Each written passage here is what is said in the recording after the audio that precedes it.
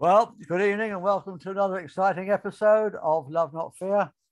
I'm Jack Cox, author of Love Not Fear, and I'm with my usual gorgeous co-host, Annie Day, who's written two inspiring books.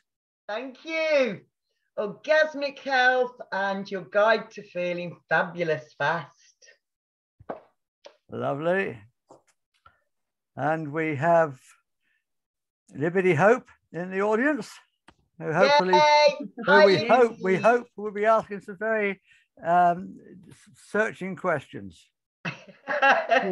Well, we'll see. I mean, it's not a topic that I'm just interested to see what comes out of this. So am I. It's not a topic I've ever really thought about. So yeah, just interesting. Right, we're going to do the same as we did last week. I'm not going to put the recording up straight away. I'm going to edit it because I've got lots of pictures to put on.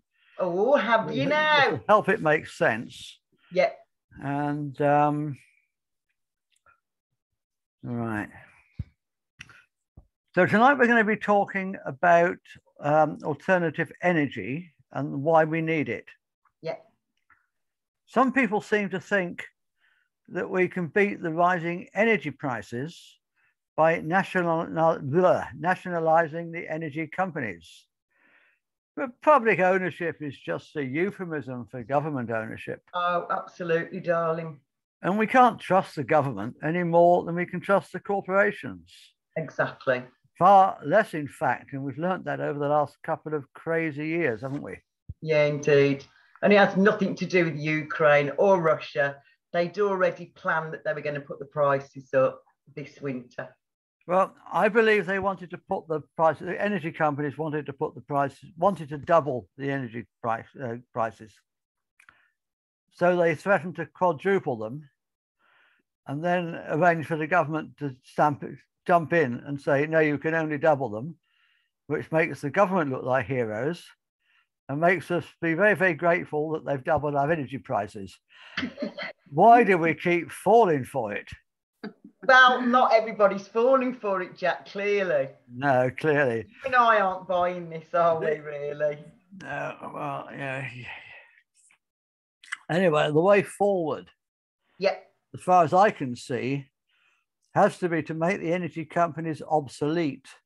Yeah, indeed. By making our buildings self-reliant in energy. Yeah. By placing solar panels and wind turbines on the roof and making methane gas from our human waste instead of flushing it down the toilet. What a waste is that? Yeah. And also, you don't have to have, you've seen my solar panel, you don't have to have solar panels on your roof. You just need a solar panel that's south facing, basically. Oh, they can go anywhere. They can go absolutely anywhere. Yeah. But it works better if it's a south facing windowsill. So currently mine charges up my laptop, my iPad and my phone because I don't yet have an inverter. So I can't use things like kettles and things like that because I don't have an inverter to make it into a 3-pin plug.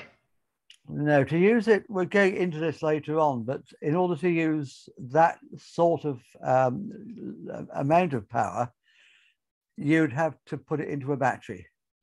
I have got a battery. It's got a car battery attached. Oh, that's brilliant. That's brilliant. That's what I mean, I lived off grid for, well, best part of 20 or 30 years I've lived off grid. So, you know, I'm used to that.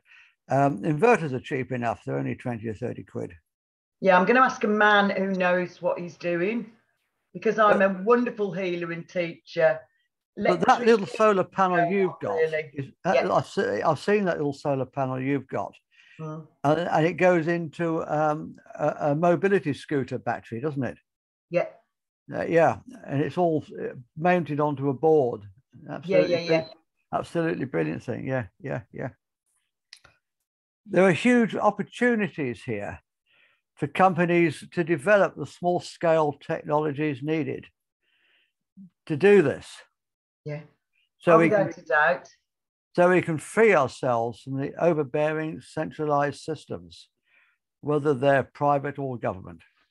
Yeah, absolutely, darling. Anyway, in this show, Annie and I will be exploring some of our options. Yes, global warming. Oh, what a big scam that is. Straight away, people think, oh, you're doing it because of global warming. No, we're not. No, we're not. You're doing it to cut the CO2. Well, I'm sorry, but no. I don't think many of you, if you're tuning into this channel, you probably know that that's all BS anyway. Absolutely. Global warming is part of a natural cycle. You can make a graph look as alarming as you want by cherry picking the dates that you choose. Oh, absolutely. And you can get the data to say whatever suits you best, basically. If you do a graph over the last 200 years, yes, you can see a hockey stick spike, hockey stick curve. Of course you can. If you do one over the last 2,000 years, you'll see that temperatures now are the same as they were during the Roman warm. Absolutely spot on, Jack. Absolutely. If you do them over the last 10,000 years, you'll see that we're in a natural warming cycle coming out of the last ice age. Yeah. And it's got nothing to do with CO2. Exactly. Exactly. That's just another thing to create fear porn, so it makes us all compliant and feel like we're worthless because we're destroying our earth, when actually Gaia's got this. She already knows what she's doing. This is part of her natural cycle. So yeah, it is all BS. You're quite right, Jack. So we're not going to be talking about technologies such as geothermal or wave power, which lend themselves to centralized high capital schemes. Mm. We're going to be looking at small scale options that we can implement on a local scale. The first option that comes to mind is solar. I'm sure that's the first thing that comes to everybody's mind. Yeah. Right now, while you're watching this video, a giant fusion reactor 93 million miles away is radiating the Earth with as much energy as all of human civilization uses in a year. So why aren't we harnessing this abundant renewable energy source to meet all of humanity's energy needs and to set us free from the corporations? Because we're not, well, I know the Standing in the Park people do. That's where I got mine from. And there are other groups that are joined to the Standing in the Park movement, where people are doing things in communities. And I think that's the key, that we all need to be doing it basically in communities and helping each other. There are some people who've got skills with that, and there's some people who don't have skills in that. So we just need to be talking to each other, I think. I mean, that's the whole message of this channel, isn't it? To form communities, free gift economy communities where we just help each other peer to peer. Yeah. We don't pay people back, we pay it forward. Yeah, yeah, absolutely. And we just make it work. Yes, indeed. And we can render the whole of the old top-down system obsolete. Absolutely. Over time, not overnight. Yeah. Currently, only about 2% of global electricity comes from photovoltaic cells. Yeah. And 90% of that comes from crystalline silicon-based solar panels. While abundant silicon has its downsides related to efficiency, manufacturing complexity, and pollution. Now, what if I told you about a material that was lighter, more efficient, and simpler to produce at a lower cost, that can make photovoltaic cells so thin, yeah, just half a cup of liquid Yeah. would be enough to power a house. Yeah. The solar panel is so lightweight that it can be balanced on a soap bubble. Wonderful. Well, that new technology is coming. It's not here yet, but it is coming. Yeah. There is a new alternative to silicon called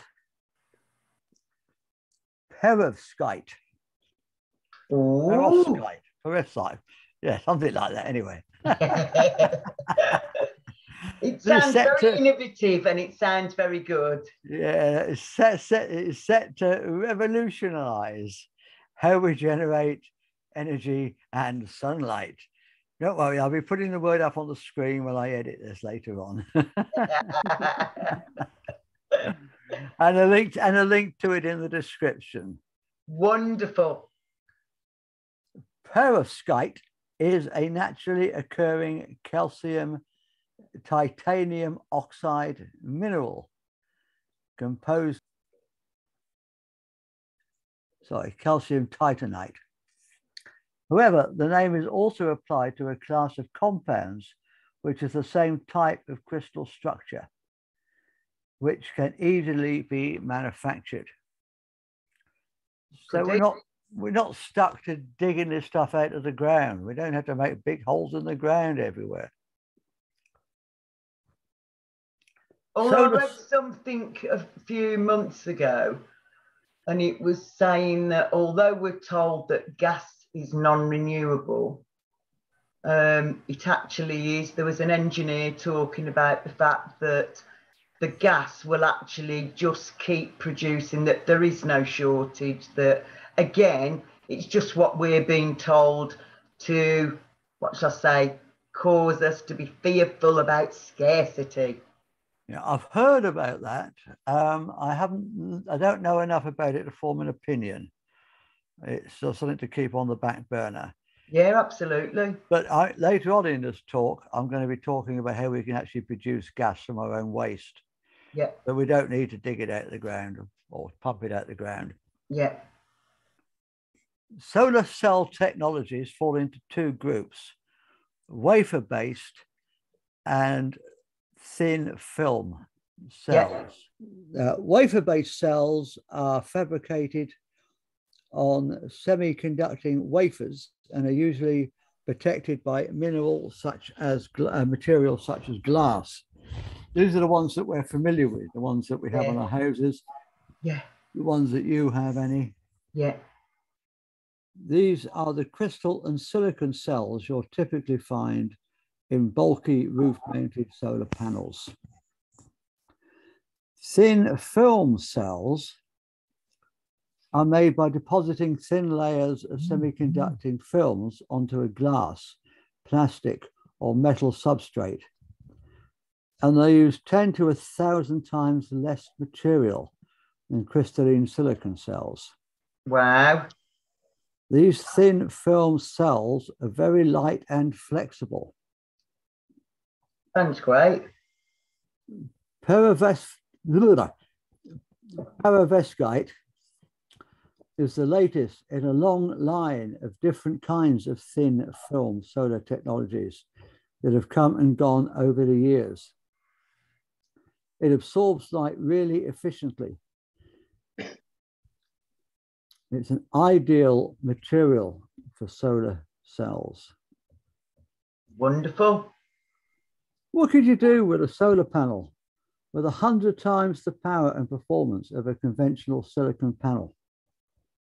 You could run your washing machine. You could, I don't know, what, your fridge, your freezer. Run your whole house on them. Yeah. I was just trying to think what the biggest household appliances are. And they were the ones that like jumped into my brain. Yeah. These flexible, lightweight, highly efficient cells could open up a wide range of applications where traditional silicon cells are too heavy and rigid. They could be painted onto buildings and electric cars and electric boats. I used to have an electric boat. But what do we do when the sun isn't shining? Let's have a look at wind. Yeah, wind. We all know the problems with the huge, noisy wind turbines blighting the countryside, killing birds. Yeah, I think they're really graceful. I really like the wind turbines. But here we're talking about small-scale domestic units, not these great big monsters. Yeah. We've seen wind turbines popping up everywhere in the last few years, but those are mostly grid-scale installations. Well, I've got a friend that lives in Cornwall, and because they live so near the coast, theirs is not a giant one, it's much smaller. That's good, yeah. For home power generation, solar power has been the most popular technology. But what if we can scale down wind turbines and install them on our roofs?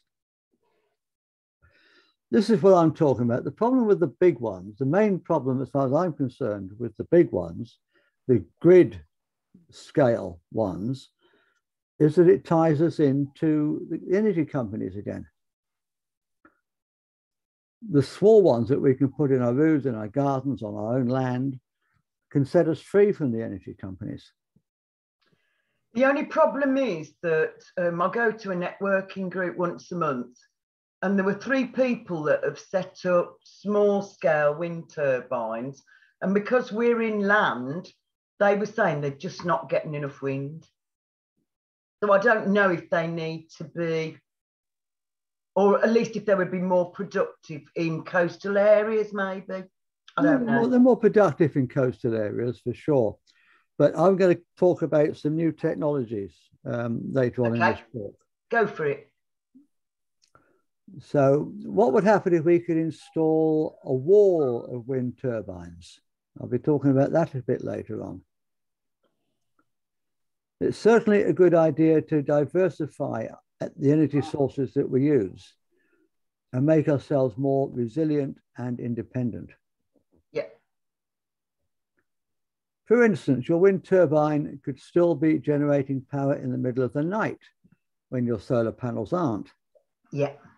So they sound like a good idea in theory to complement each other. Wind and solar to complement each other. Wind generators are classified into 3 types, regardless of whether they're large or small scale. We have horizontal axis turbines. These are the most common type, and they're probably what you think about in your head when it comes to wind power, the ones Annie and I have just been talking about. Yeah, yeah. They operate horizontally, turning at the top of a tall tower. And your friends probably don't have a tall enough tower, but the second type, the vertical axis turbines, which are perpendicular to the ground and can be powered by wind coming from any direction, even from top or bottom. There are also the third type, there are solid state wind turbines with no moving parts. Now that's a brand new technology coming online, and I won't be talking much about that this evening, although maybe I'll do another show on it another time when I know more about it. The usual horizontal turbines that we know about have huge rotor blades, usually about 50 meters long. Yeah. The key here is that the longer the rotor blades, the more energy the wind turbine can generate from the same wind speed. Okay. That means a micro-sized turbine is going to generate far less than a massive turbine at the same wind speed. Okay. As the blades spin and the captured kinetic energy turns the turbine rotor, which generates the electricity. These massive machines have a lot of moving parts and need a lot of maintenance. Wind is gaining in popularity around the world. This popularity boost is due in part to falling prices, wind-generated electricity increased by 11% between 2019 and 2020. But that was almost entirely grid-scale production. Okay. Unlike wind, sorry? I said, okay. Unlike wind, solar has proved more popular for small-scale installations so far. Ultimately, the motivation for, we talked about this earlier, ultimately the motivation for installing wind turbines in your home are really no different to the motivations for solar. Generating your own energy, reducing your dependence on the energy companies, and avoiding the issue of increasing energy prices. But the wind doesn't blow. It's accessibility as well. It's far easier to make a solar panel and get that all set up than it is to do the wind turbines. We just haven't got small enough scale, I suppose, at the moment. No. The wind doesn't blow all the time, and as such, the small turbines normally operate around about 30 to 40% of their full capacity. Turbines are installed on rooftops. If turbines are installed on rooftops, they can vibrate, resulting in noise and potential structural issues. The noise coming from the blades, even in a small wind turbine, can be in the range of 50 to 60 decibels. The recommended average height of a wind turbine is 20 meters. Yeah. It's pretty high up. Anything lower than that can be affected by nearby buildings or trees that the wind's smooth path. Yeah. On top of that, many municipalities won't allow such tall structures to be built in the first place. This brings us very much back to what we were talking about the other day, and what no doubt we're talking about again more and more and more, is making the people who are supposed to represent us actually represent us. Absolutely. Blockchain is the way forward, isn't it, for this? We've mentioned lots of different ways, haven't we? Wind power makes more sense in more rural locations where neither of those points are an issue. And there are also operational and maintenance costs to consider. Small wind turbines have a maintenance cost ranging from 1.5% to 2% of their original cost every year. Yeah. I particularly like the idea of the vertical access. Yeah. A friend of mine, I'm going back 15, 20 years now. Do you remember back in the olden days when I was a boy, outside of shops, they used to have these things that used to whirl around, these advertising things that used to yeah. I remember them. Well, a friend of mine made a small wind generator to trickle charge his car battery by tacking one of those up to a car alternator. Oh, I like that. So that's basically what we're talking about. If you think about a vertical access one, that's what we're talking about. It's spinning around a vertical. Yeah. With shaped blades. Yeah. Shaped blades to catch the wind. Yeah. So I'm going to put some links to some companies that actually provide these things if anybody wants to go ahead. One particular company which is interesting is called Icewind, and they're based in Iceland. Another way of going is that there's another new one coming out on the market. It's not ready yet, I don't think, called the Archimedes Windmill, developed by a Dutch company. The Archimedes windmill is a new type of wind turbine comprising of 3 circular blades which are wrapped around another one and then expanded to look a little bit like a rose. I'll put a picture on it up here when I edit the thing. Yeah. It looks gorgeous, actually. You'd be proud to have it in your garden or on your roof. This creates a three-dimensional conical turbine, similar to elongated shells found on the beach. And we know the way you can hear the sea in the seashells. Well, it works on the same basis, yeah? Okay. The special design ensures that wind is drawn into the turbine. I will put a link to that below. The Archimedes windmill captures around 35% of all kinetic energy. It's pretty silent, generating less than 45 decibels, and can generate electricity with wind speeds as low as 0.9 meters per second, which is very low compared with other models on the market. According to the company, their one kilowatt unit can produce 1.5 kilowatt hours in a year at wind speeds of 5 meters a second. And there's another one, the Ridge Blade wind turbine, made in Canada. Now, this is one I'm really, really excited about, and I'm going to put a picture of it. It's hard to explain it, so I'm going to have to put a picture of it up. Yeah. It actually sits on your roof.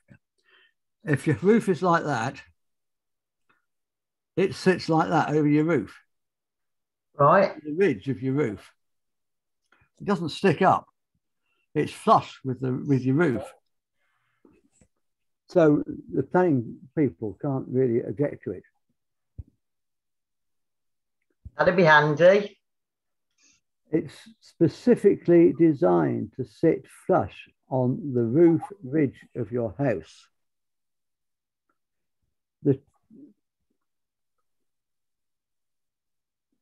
The technology takes advantage of the Elion wind focus effect, where the wind is forced to travel over the roof surface, forming a pitch point at the roof ridge, which speeds up the airflow through the turbine by about 3 times at an optimum roof pitch.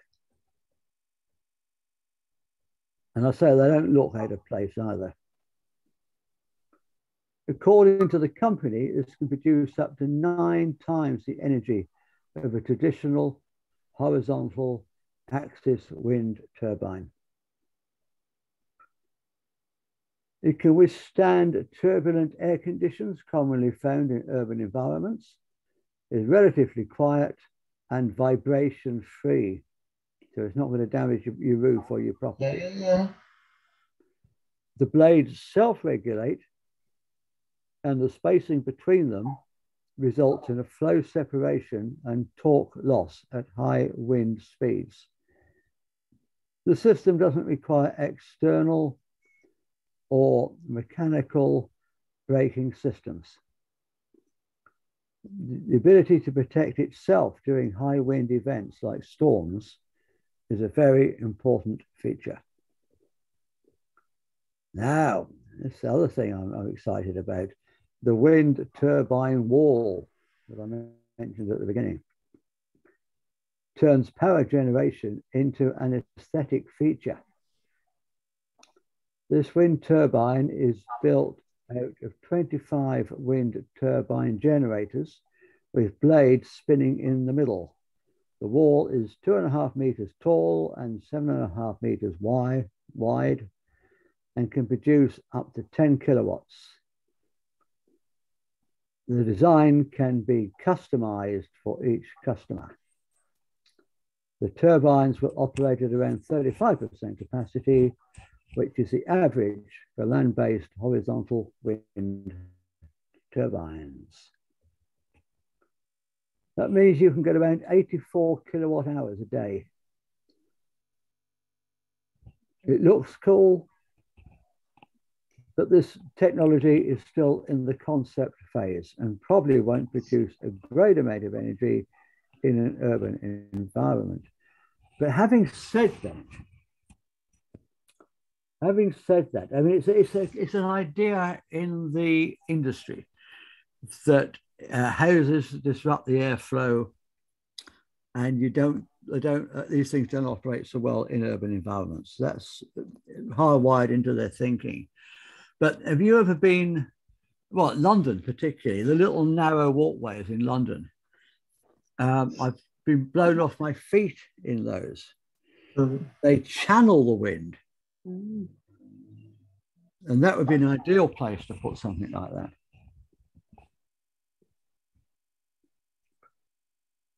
While each of these promising technologies, some of them are still concepts and haven't hit the market for sale yet. Now, I want to talk about biogas. We mentioned this a little bit at the beginning. Convert your biodegradable waste into energy to provide heat, power, and sanitation. How much good energy do we flush down the toilet every day? I first became aware of methane digesters back in the 70s when the Back to the Land movement was at height, and I was very much a part of it. Anaerobic digestion, the decomposition of organic material in the absence of oxygen, has two main outputs: fertilizer that you can put in your garden, and biogas, a combustible mixture of methane and carbon dioxide. Methane digesters are easy to make, and I will put some links down below to some plans that you can use. But if you don't fancy doing it yourself, there are multiple options with different price points for utilizing your biogas. The key to a small-scale digestion is generating and utilizing the energy on site. One option is a company called Cube, K-U-B-E, Renewables Limited, in Somerset. And they make a thing called a quick cube. Bite your own for it. No, don't go there. These units can be run for biodegradable waste, including human sewage. Biogas is produced after just a couple of days and can be utilized directly for cooking or energy generation on site. Why keep flushing all that good stuff down the toilet when you could be heating your house with it? Storage. We all know that the future of energies and renewables depends on being able to store energy during times when there is no solar and there is no wind. They may be the world's cheapest source of power in 2020, and that's very good news, but we've got a small problem. How do we store it all? Yeah. It's not sunny all the time, it's not windy 24/7, so we need a way to keep reserves. We need batteries, that's for sure. So far, the dominant battery solution for renewables has been lithium ion. Lithium ion battery technology is the fastest growing battery segment in the world. Scientists started developing it during the oil crisis of the 1970s, which I remember very well, and that was politically engineered too. Absolutely. But it took a while before you could actually go out and buy one. The first commercially available lithium-ion batteries came on the market in 1991. We've become dependent on them for consumer electronics and electric cars, and it's pretty much the only battery we use for storing grid-scale electricity. But mining lithium is problematic.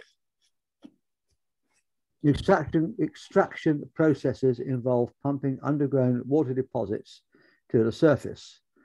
This uses roughly 70,000 litres of water to make 1 tonne of lithium. More than half of the Earth's resources are between Argentina, Bolivia, and Chile. Mining consumes about 65% of the region's already challenged water supply. Lithium-ion batteries also use cobalt, which is expensive and mined mostly in the Democratic Republic of Congo. We've all heard about the child miners there. Yeah. Ecological devastation. And the fact that it's damaging their health as well when they're doing this, and it's a slave trade. We can't go on like that. We can't go on. No. Lithium batteries can also be flammable. If you can't take them on a plane, you should definitely think twice about using them in your car. And sitting on top of the thing. Or your phone. Yeah. And longevity really isn't their forte either. No. The chargers don't last that long. No. Which is ludicrous because the original cars that were going to be used would have been able to do much longer journeys. Yeah. Do you want to say a bit more about that? Annie? No. Ah, all right. Just that I think that smart cars are not smart. Whenever we heard the word smart, we should be thinking the opposite of that. Smart motorways have more fatalities. Smart meters are carcinogenic. Smartphones aren't good for us. So yeah, whenever you read smart, I think we should be reading stupid instead. Alternatives to lithium-ion batteries. Salt. One promising alternative that's making headway comes from something you can find right on your kitchen table. Salt is much more abundant and it's chemically similar to lithium. It's in the same periodic table grouping. Yeah. Salt is a straightforward alternative to lithium because it basically mimics lithium-ion battery technology. Sodium is 1,000 times more abundant and is 20 to 40 times cheaper. And it isn't sensitive to temperature changes, so it won't catch fire.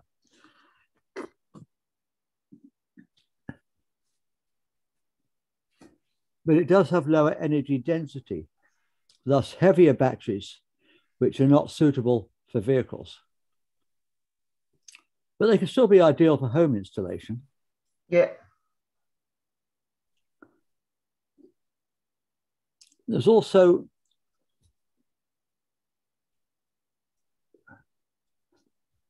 research happening for calcium, magnesium, and zinc batteries, although these technologies are really still at the level of demonstration in the lab.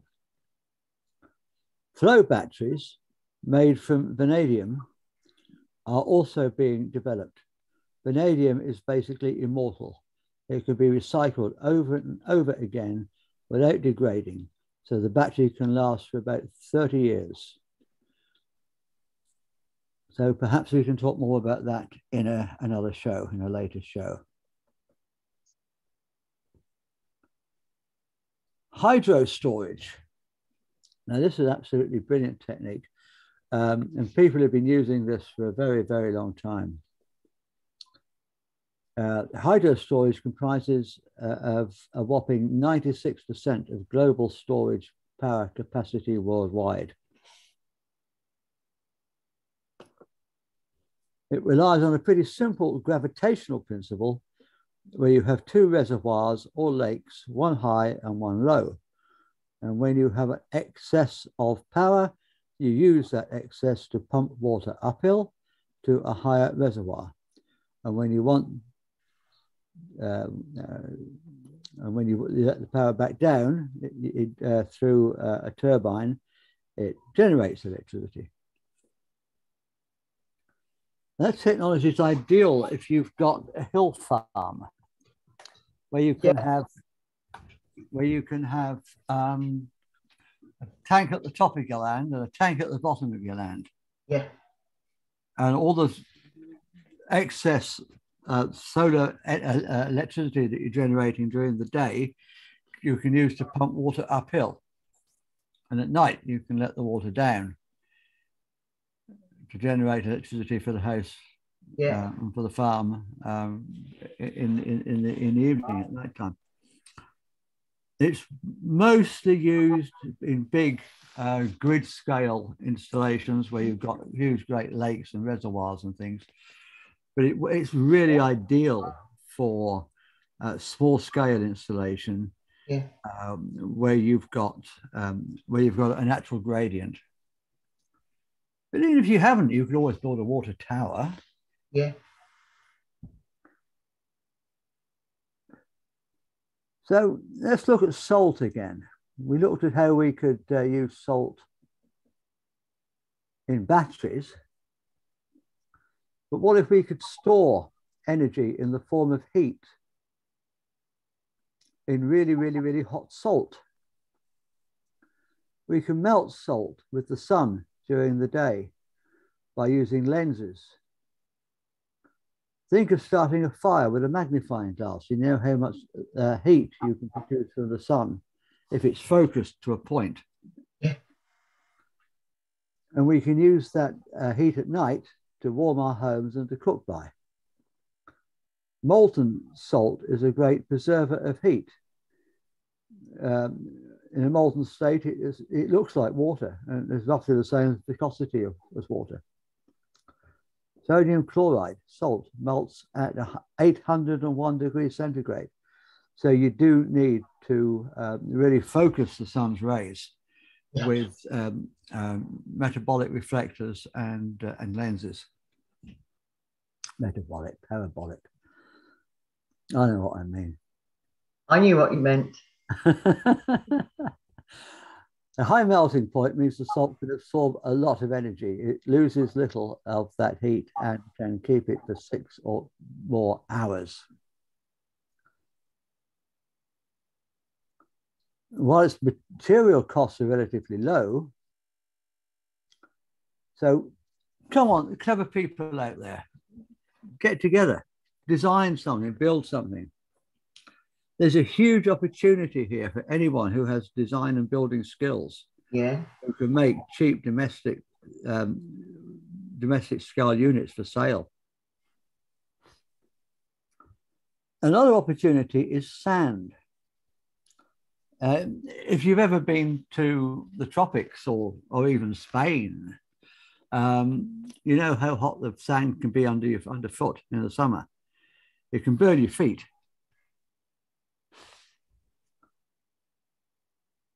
The point here is that we're using the salt or the sand, whichever, to store solar energy to heat our homes.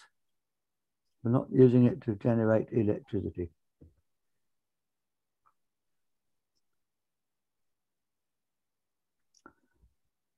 So, what do you all think? I They've all got potential. Go on, carry on. Yeah, I didn't really realise how much technology was kind of out there being looked at. So thank you for doing the research. Yeah, it's really interesting. Annie, how did you come about your solar panel? Who did that for you? And okay, so I've been a member of Stand in the Park since the beginning of February 21. And I've been going to the Stafford one, but I also used to go to Lichfield.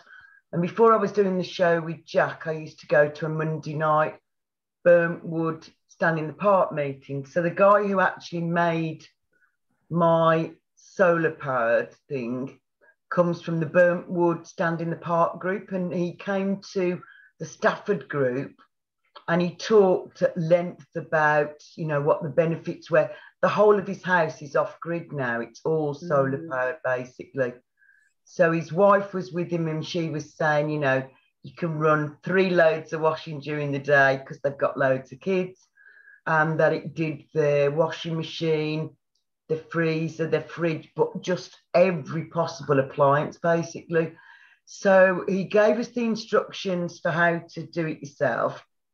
And, you know, I've learnt over the years, Liberty, that I have to know what I can and can't do. I'm a great healer and teacher, not very good as an electrician, basically. So I asked Paul, the man who'd done the demonstration and showed us what he'd made, how much it would be for him to make one. So it came to £150 for, you know, all the bits and bobs. And he did me this whole breakdown kind of thing, explain how much the battery was, the solar panel was new, but all the metal fixings, keeping it together. And then I said, so how much would it cost me for you to make me one? And he said, well, it takes me 4 hours. So I said, okay, whatever you want to charge me is fine. And he came back 2 minutes later and said, what about 20 quid? I was like, Paul, nobody should be making it for 20 quid. And he said, unless it's your friends that stand in the park. Yeah, yeah. That's beautiful.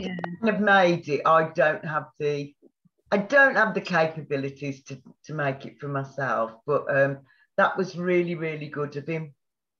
And it is working beautifully. It's got a light on it as well as the ports for USBs as well. So have you got it handy, Annie? Is it handy? It's on my windowsill. Can you fetch it? Can you show it to us? Possibly. Just hang fire for a sec. I might get it. I've seen this thing, Liberty, and it's absolutely brilliant little thing. Is it? Have you all got anything like that, Jack? Not currently. I mean, when I was living on my boat, it was the whole boat was electric. Yeah. The whole boat was solar, even the motor. Everything was electric. Yeah. But since I've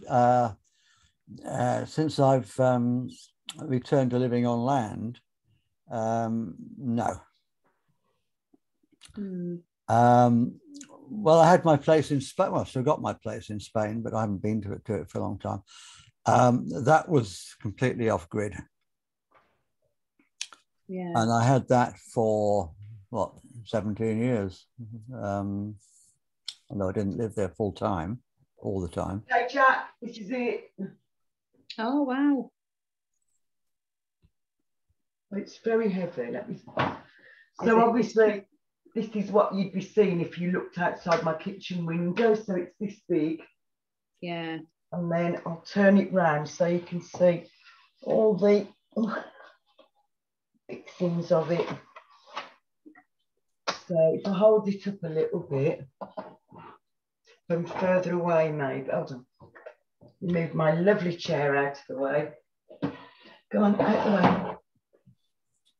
This is what it looks like from the back, Liberty. So it's got the ports, and then it's got this lovely light from on the right side. Wow. It's ever so bright. Oh yeah. Yeah. It's come with a light and then 2 ports. And if I'd like an inverter at some point, then Paul will add that for me as well. Yeah, it's really interesting because I always think of these kind of technologies for just living off grid and having to kind of move off grid. Yeah.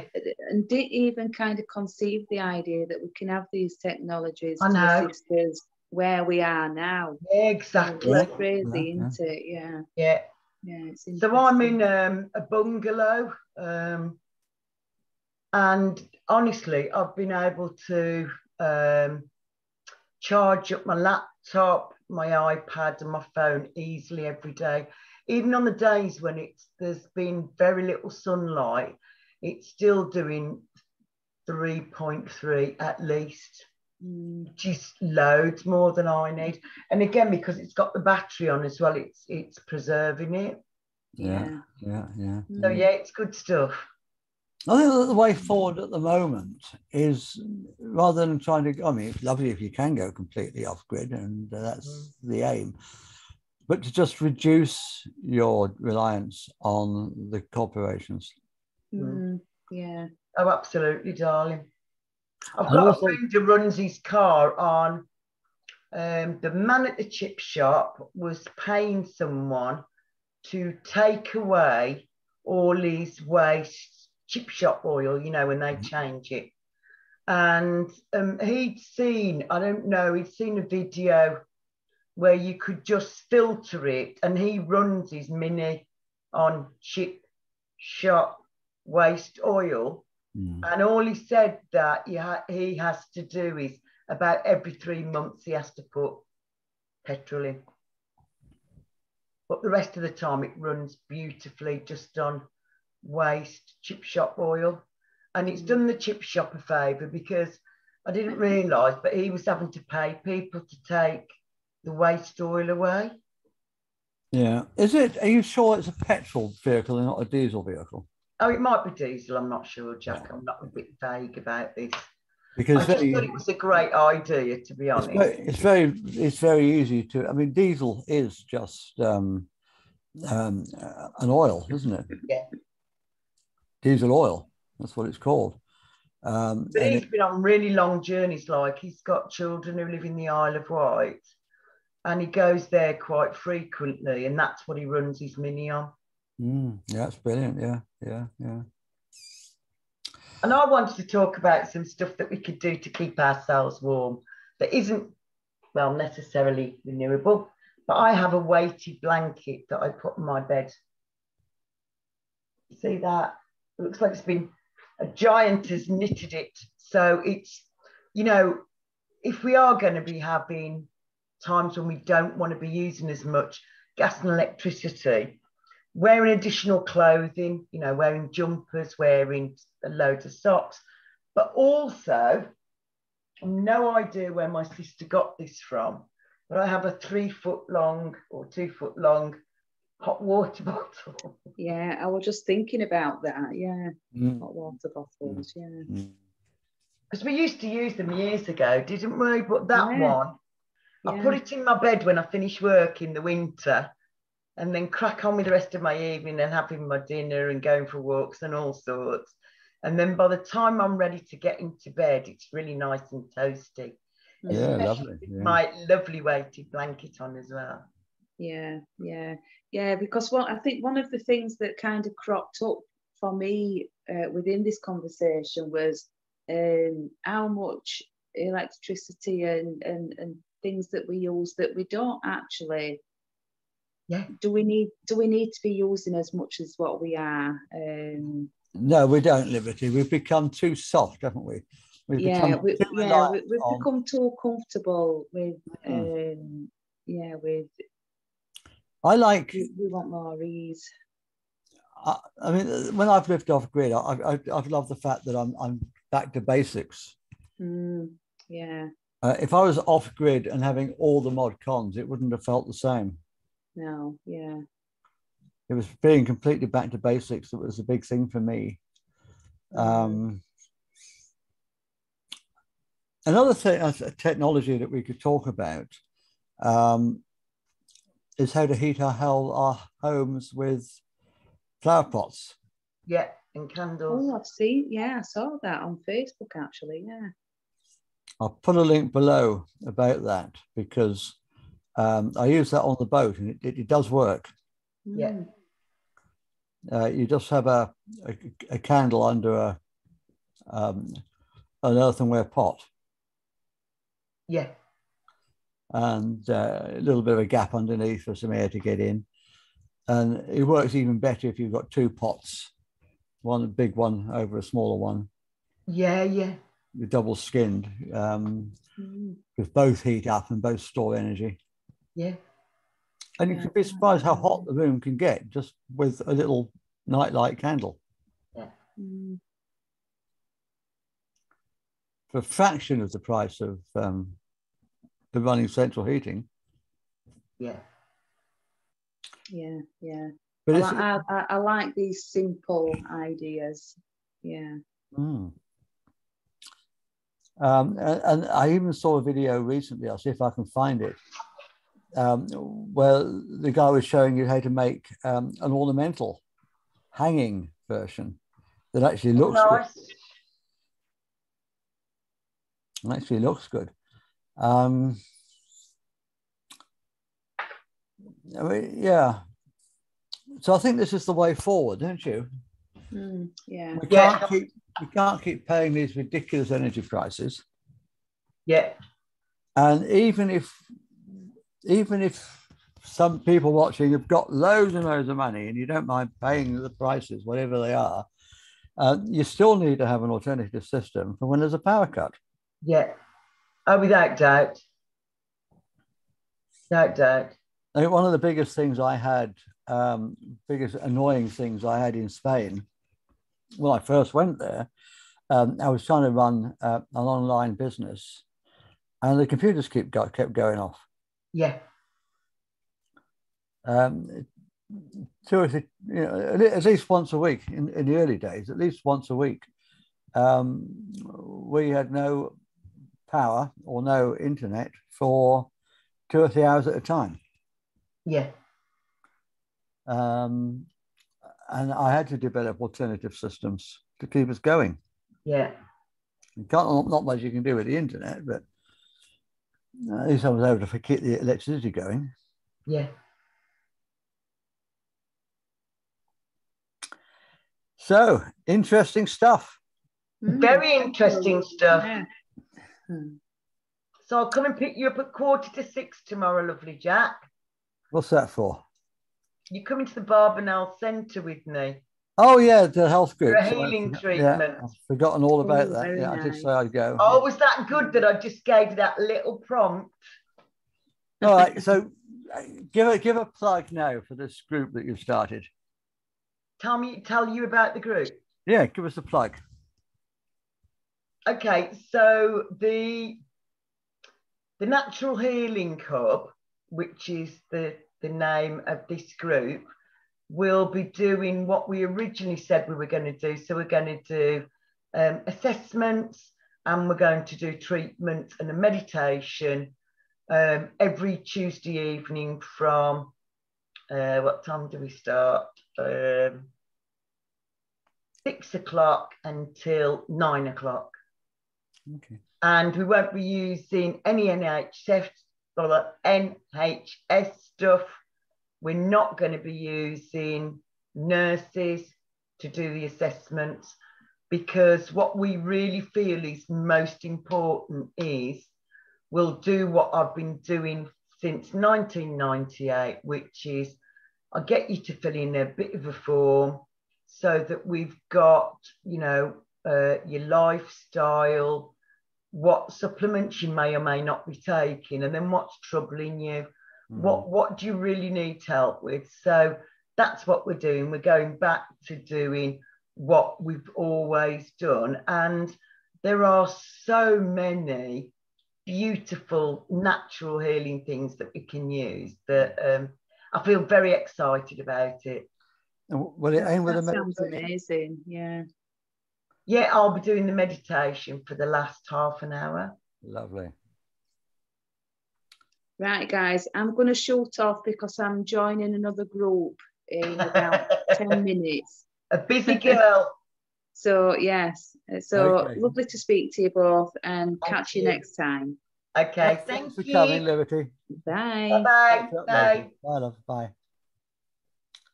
Yeah. Right. Thank you very much for coming. Next week, are we going to do crop circles? Do you want to? Yeah. Okay, let's You do want crop to? circles then. As I announced last week, if anybody wants to ask any questions, feel free to send them in to us in a video format, and either I or Annie will do our best to answer them on on a special show that we'll put together to answer the questions. Perfect, Jack. Email Great idea. Email them to me at jackcoxauthor@gmail.com. Wonderful. And I've put a link below in the description. That's it for tonight. Namaste. Namaste. Bye, Jack.